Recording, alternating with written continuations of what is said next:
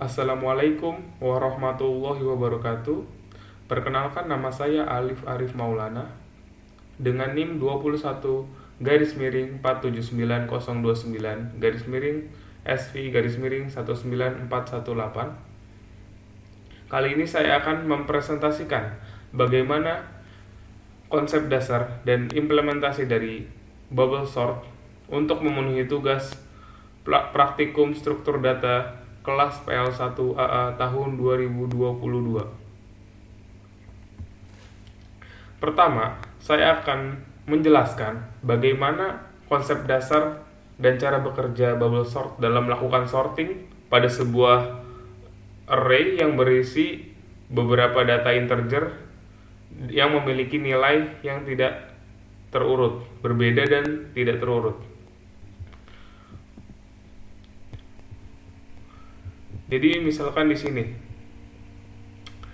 sini kita memiliki array yang memiliki 5 data, yaitu integer yang berisi 5 integer data, yaitu 4, 2, 1, 3, dan 5. Kita ingin mengurutkan array ini secara ascending, yaitu dari yang paling kecil nilainya dari 1 sampai yang paling besar ke angka 5. Bagaimana caranya kita mengurutkan isi array ini? Dengan menggunakan konsep dari bubble sort sendiri. Jadi begini cara bekerja dari bubble sort.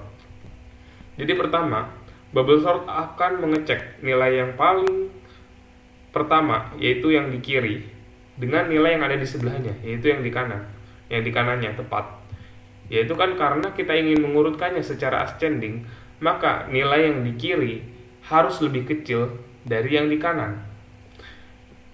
Lalu dia akan mengecek di yang bola-bola ini yang berwarna merah, apakah 4 lebih kecil dari 2. Karena 4 tidak lebih kecil dari 2, lalu akan terjadi swap, yaitu 4 dan 2 akan di swap, ditukar tempatnya,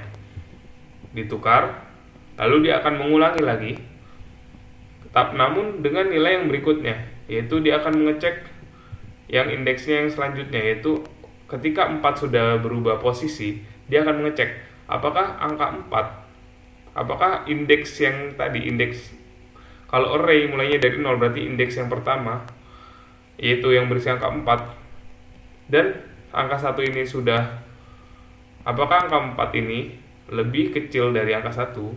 Karena tidak, maka swapping lagi.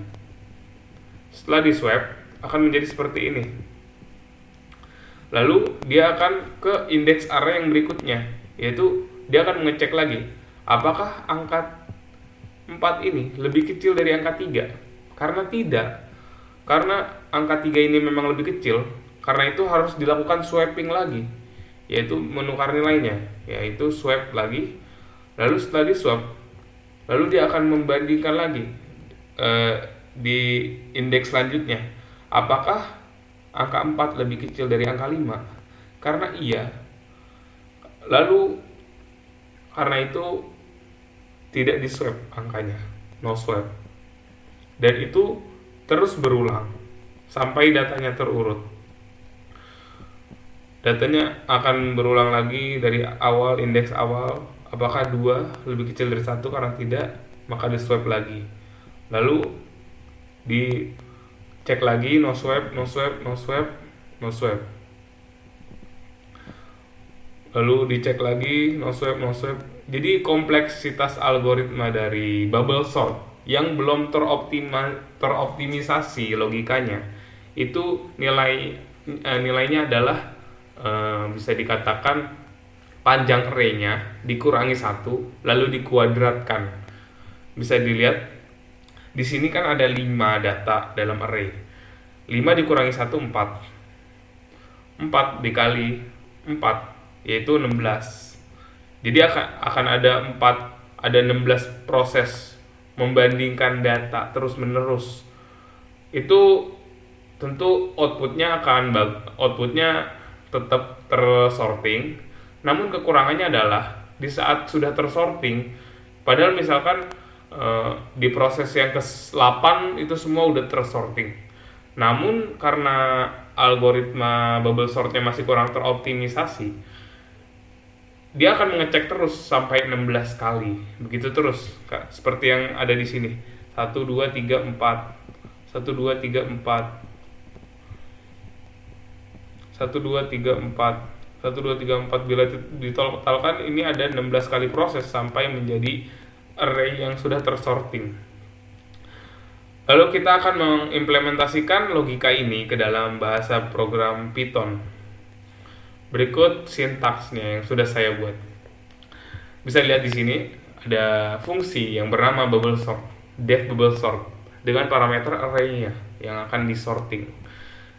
Ya, jadi pertama akan mengecek setiap angkanya, yaitu dengan menggunakan looping, for loop, for i in range len array, len panjang dari array-nya yang ingin disorting dikurangi 1. Kenapa dikurangi 1 sih? Jadi dikurangi 1 itu agar list index tidak melebihi range-nya. Jadi nanti deh akan tahu. Lalu di dalamnya akan ada looping lagi, for j in range len array-nya dikurangi 1. Nah, di sini logikanya. Misalkan array dengan indeks ke j, misalkan indeks ke 0 itu lebih besar dibanding yang selanjutnya, indeks selanjutnya j ditambah 1, maka akan terjadi swapping assignment seperti yang dilihat di sini. Dalam Python begini cara melakukan assignment yang paling efisien sintaksnya. Kenapa tadi min 1? Misalkan j-nya ini mencapai indeks terakhir pada yang ada dalam array, lalu dia akan dibandingkan dengan j plus 1. Karena j plus 1 itu range dari array-nya itu tidak nyampe plus, tidak ada nanti. Misalkan kita punya array yang memiliki 5 data, indeksnya kan maksimal 4. Misalkan j-nya ini sudah sampai angka 4, lalu di sini dibandingkan dengan yang indeksnya 5, maka program pasti akan error. Karena itu range-nya itu di min 1 agar tidak error range-nya dalam membandingkan. Lalu ini proses ini akan dilakukan terus-menerus, lalu akan dikembalikan nilainya, return array, yaitu array yang sudah tersorting.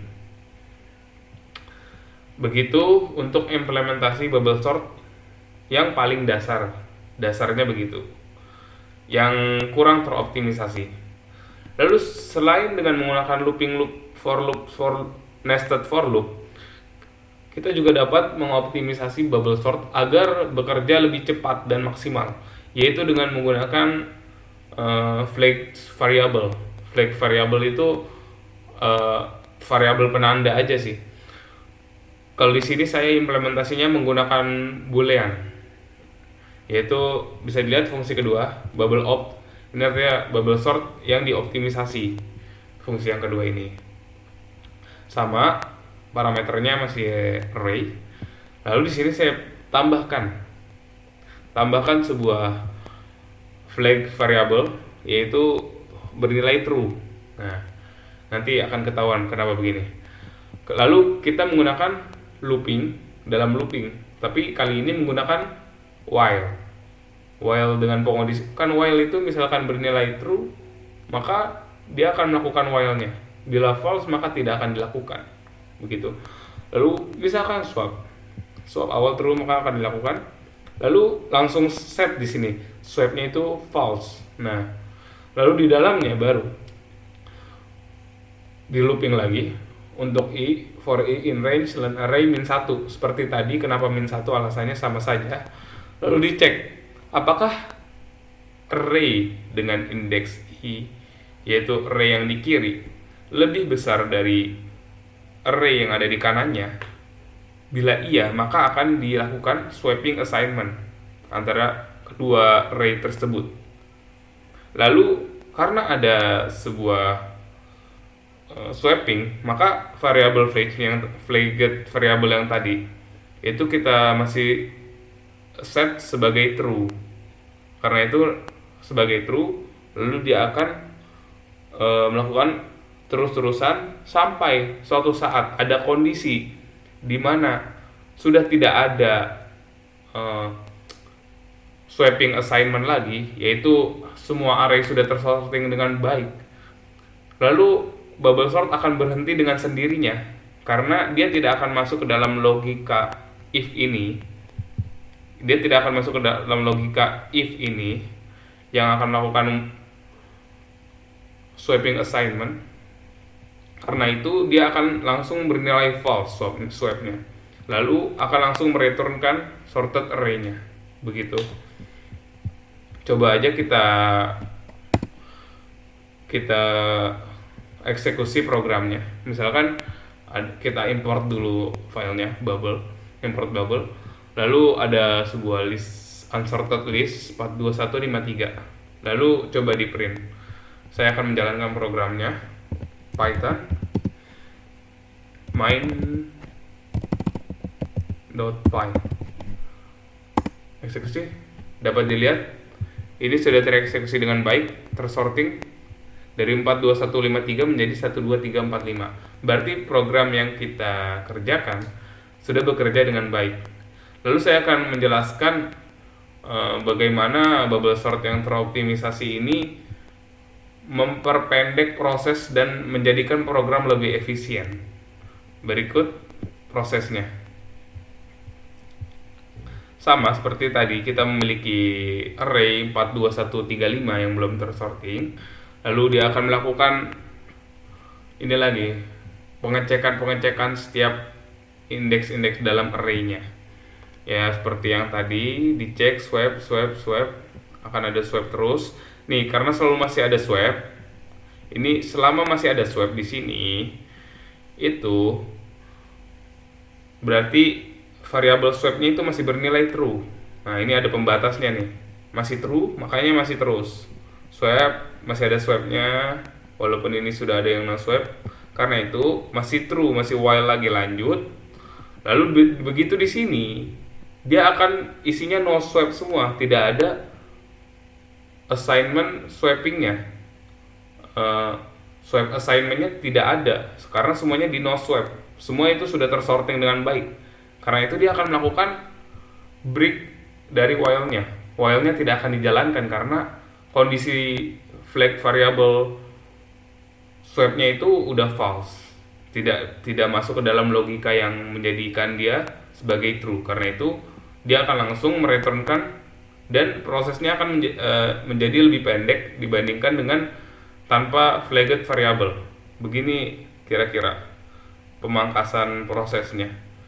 Ini yang dengan bubble sort biasa, yang ini dengan dioptimisasi begini. Kira-kira begini. Jadi begitu. Beri sekian penjelasan bubble sort, bagaimana bubble sort bekerja dan implementasinya dengan menggunakan bahasa Python. Semoga dapat bermanfaat dan bisa dipahami. Terima kasih sudah menonton. Wassalamualaikum warahmatullahi wabarakatuh. Oh ya, saya mengutip sumber-sumber ini. Saya juga berterima kasih kepada dosen saya saat semester 1, yaitu Pak Wahyono PhD. Beliau yang pertama kali mengajarkan konsep tentang bubble sorting, terutama bubble sort ini yang paling membekas. Lalu saya juga mengambil referensi tentang optimisasi bubble sort dari java.tpoint.com/bubble sort in Python. Ini alamatnya ada di sini. Lalu ada juga dari channel YouTube, beberapa channel YouTube yang mohon maaf saya agak lupa juga. Baik, sudah itu saja. Terima kasih. Wassalamualaikum warahmatullahi wabarakatuh.